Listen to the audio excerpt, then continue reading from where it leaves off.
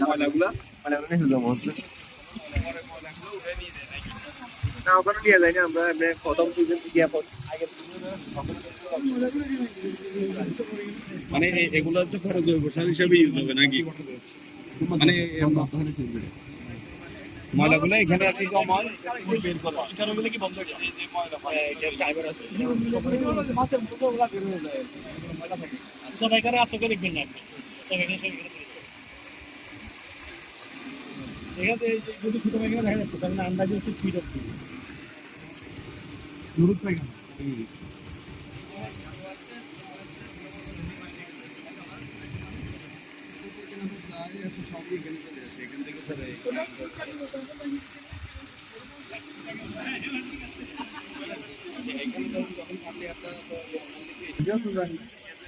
আমরা শিখে বলে পড়াশোনা ওগুলা কি